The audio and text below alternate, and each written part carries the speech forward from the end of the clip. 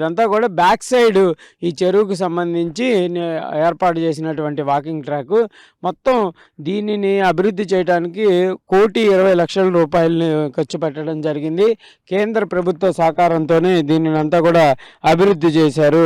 మొత్తంగా అభివృద్ధి చేసిన కొద్ది రోజుల్లోనే ప్రధానమంత్రి సించాయి యోజన కింద ఈ యొక్క వాటర్ షెడ్ నిర్మాణం చేపట్టడం జరిగింది. మొత్తం 21 ఎకరాల విస్తీర్ణంలో దీనిని అభివృద్ధి చేశారు. అయితే చేసి ప్రారంభించిన అతి తక్కువ కాలంలోనే మెయింటెనెన్స్ లేకపోవడం కూడా ప్రస్తుతం పరిస్థితులకి అద్దం పడుతున్నటువంటి పరిస్థితి ఉంది.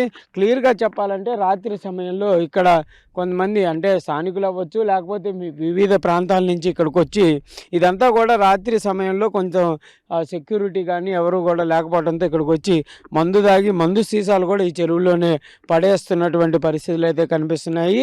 నిర్మాణం ఎంత వేగంగా జరగటం, దాని యొక్క అన్ని అంశాలు కూడా ముందుకు వెళ్ళినటువంటి పరిస్థితులు ఉన్నాయి. కానీ మెయింటెనెన్స్కి సంబంధించి కానీ భద్రతకు సంబంధించినటువంటి అంశంలో లోపాలైతే ఇక్కడ లేకపోవడం వల్లే ఈ చెరువు చుట్టూ ప్రాంతంలో ఉన్నటువంటి చెట్లన్నీ కూడా ఎండిపోయినాయి. రానున్నది ఎండాకాలం నేపథ్యంలో కంపల్సరీగా వాకింగ్కి వచ్చేటటువంటి వాళ్ళు ఎవరైతే ఉంటారో వాళ్ళు కొంత స్వచ్ఛమైనటువంటి గాలి పీల్చుకోవాలి అంటే కంపల్సరీగా ఈ చెట్లకు సంబంధించినటువంటి మెయింటెనెన్స్ అనేది కంపల్సరీగా జరగాల్సినటువంటి పరిస్థితులు ఉన్నాయి.